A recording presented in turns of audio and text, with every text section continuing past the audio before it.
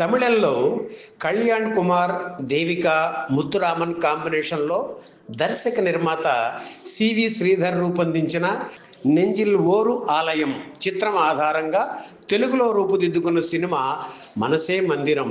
నట సామ్రాట్ అక్కినేని నాగేశ్వరరావు, మహానటి సావిత్రమ్మ, జగ్గయ్య నటించిన ఈ చిత్రానికి తెలుగులో కూడా శ్రీధరే దర్శకుడు, ఎర్ర అప్పారావు నిర్మాత.